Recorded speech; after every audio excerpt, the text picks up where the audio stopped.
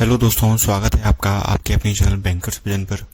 तो आज हम बात करने वाले हैं आपसे, जैसा कि आप स्क्रीन पर देख पा रहे हैं, कि यदि हमें एक डीसीसीबी से दूसरे डीसीसीबी में ट्रांसफ़र लेना है तो हम उसको किस तरीके से ले सकते हैं और कैसे हम एक जगह से दूसरी जगह पर जा सकते हैं। क्या हम डेपुटेशन पर एक डीसीसीबी से दूसरी डीसीसीबी में जा सकते हैं, या हम परमानेंट भी जा सकते हैं, और जो हमारा सैलरी स्ट्रक्चर है वो किस तरीके से रहेगा। जहाँ पर हम काम कर रहे हैं वहाँ की सैलरी मिलेगी, या जहाँ पर हम ट्रांसफ़र लेके जा रहे हैं वहाँ की सैलरी मिलेगी, किस तरीके से क्या चीज़ें रहेंगी, इन सारी चीज़ों पे वीडियो में हम आगे बात करेंगे। तो वीडियो के एंड तक ज़रूर देखिएगा, और यदि आपने चैनल को अभी तक सब्सक्राइब नहीं किया है तो प्लीज़ चैनल को सब्सक्राइब कर लीजिएगा। तो चलिए वीडियो को स्टार्ट करते हैं। सबसे पहले यदि हम बात करें कि हम एक डीसीसीबी से दूसरी डीसीसीबी में यदि हम जाना चाहते हैं तो उसकी सबसे जो फर्स्ट स्टेप है वो क्या रहेगा। तो देखिए, सबसे पहला जो स्टेप है वो हमारा ये रहेगा कि हम जहाँ पर भी काम कर रहे हैं, जिस भी डीसीसीबी में हम काम कर रहे हैं, वहाँ से हमें एक एनओसी लेना पड़ेगा कि भाई हमें आपको छोड़ने में कोई परेशानी नहीं है। आप यदि दूसरी जगह जाना चाहते हैं तो हमें उसमें कोई भी आपत्ति नहीं है। ठीक है, ये हमारी डीसीसीबी से एक एनओसी हो जाएगी। अब ऐसी ही एनओसी हमें एक जहाँ पर हम जाना चाहते हैं वहाँ से लेनी पड़ेगी, जहाँ पर वो आपको यह ऐसा ही कुछ लिख कर देंगे कि भाई इनको लेने में हमें कोई परेशानी नहीं है, हमारे यहाँ जगह भी रिक्त हैं और हम इनको लेने के लिए तैयार हैं। दोनों जगह से हमें दोनों डीसीसीबी से हमें क्या लेनी पड़ेगी, एनओसी लेनी पड़ेगी। उसके बाद ही हम इसके लिए एलिजिबल होंगे। ठीक है, अब क्या होगा कि अब दो तरीके से ट्रांसफर हो रहे हैं। एक तो डेपुटेशन पर हो रहा है, जिसमें कि आपको डेपुटेशन पे आपको आप कुछ समय के लिए ही एक जगह से दूसरी जगह पर जाएंगे, एक डीसीसीबी से दूसरे जिले में जाएंगे और वहां पर उतने समय के लिए काम करेंगे, और उसके बाद आप अपने डीसीसीबी में वापस आ जाएंगे। और यदि आप अपने डेपुटेशन को एक्सटेंड करवा लेते हैं तो आप कुछ समय के लिए और काम कर सकते हैं। जैसे कि कोई 1 साल के लिए जा रहा है, कोई 2 साल के लिए जा रहा है, यदि किसी की अच्छी पैड है तो वो 3 साल के लिए भी जा रहा है। ठीक है, अब इसमें क्या रहता है, डेपुटेशन पर यदि हम जाते हैं तो हमें रजिस्ट्रार की परमिशन की ज़रूरत नहीं पड़ती है। मतलब ऐसा कंपलसरी नहीं रहता है, वो जीएम टू जीएम डिपेंड करता है। कोई डेपुटेशन में भी रजिस्ट्रार की परमिशन मांग लेता है, और कोई जीएम बिना रजिस्ट्रार की परमिशन के भी डेपुटेशन पर बंदे को भेज देता है। ठीक है, अब ये तो हो गई डेपुटेशन की बात।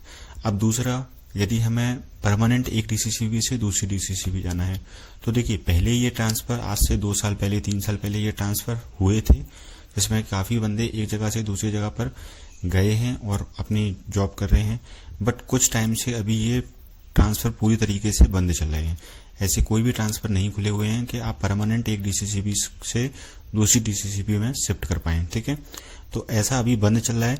लेकिन यदि बाई चांस आपके रेयर केस में आपका ट्रांसफ़र होता है तो इसमें भी वही शर्त रहेंगी कि आपको एनओसी यहाँ से भी लेनी पड़ेगी और एनओसी आपको दूसरी जगह से भी लेनी पड़ेगी।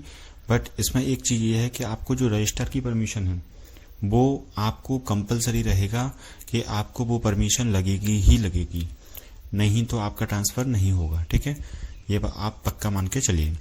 लेकिन वैसे आजकल ये वाले केस बहुत ही रेयर हैं, ट्रांसफ़र हो ही नहीं रहे। मैंने पिछले 2-3 साल में किसी का नहीं सुना है कि किसी का परमानेंट ट्रांसफ़र हुआ। जो भी जा रहा है वो डेपुटेशन पर जा रहा है और कुछ ना कुछ क्रिटिकल कंडीशन बताकर जा रहा है।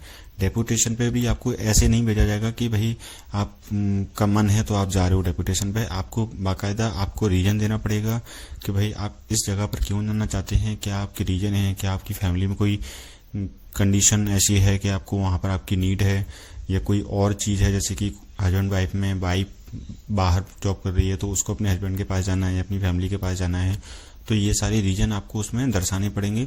उसके बेसिस पर ही आपका ट्रांसफ़र होगा, चाहे वो डेपुटेशन पर हो चाहे वो परमानेंट हो। ऐसे नहीं होगा कि भाई आपने बोल दिया कि भाई मुझे तो जाना है यहाँ से, अब दूसरे जिले में काम करके आते हैं, तो ऐसी चीज़ें नहीं होंगी।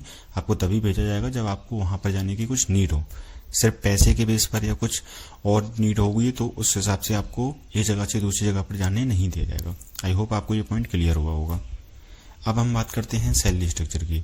तो देखिए, सैलरी स्ट्रक्चर का ऐसा है इसमें कि सैलरी स्ट्रक्चर आप डेपुटेशन पर जाते हैं तो आपको सैलरी जहाँ पर आप प्रेजेंटली वर्किंग है, जैसे कोई बंदा ग्वालियर में वर्किंग है और उसको इंदौर जाना है, तो यदि वो डेपुटेशन पर जा रहा है इंदौर, तो उसको जो सैलरी है वो ग्वालियर की ही मिलेगी, उसको सैलरी इंदौर की नहीं मिलेगी।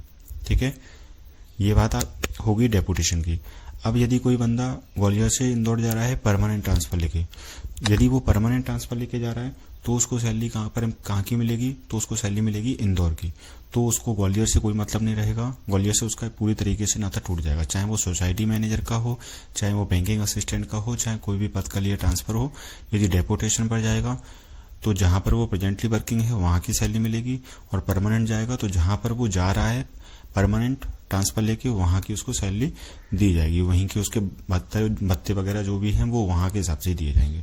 आई होप आपको ये सारे पॉइंट, तीनों चीजें जो मैंने बताई हैं आपको वो क्लियर हुई होंगी। यदि कुछ भी डाउट आपको और लग रहा है इसके रिगार्डिंग, जो भी ये चीजें हैं ट्रांसफर के रिगार्डिंग, तो आप मुझे कमेंट सेक्शन में बता सकते हैं। वहां पर मैं आपका कोशिश करूंगा कि आपको जो भी डाउट है उसको क्लियर कर सकूं। ठीक है, तो आई होप आपको वीडियो अच्छा लगा हो। यदि आपको वीडियो अच्छा लगा हो तो वीडियो को लाइक कीजिएगा, दोस्तों के साथ शेयर कीजिएगा, एंड चैनल को सब्सक्राइब नहीं किया तो प्लीज उसको सब्सक्राइब कर लीजिएगा। Thank you.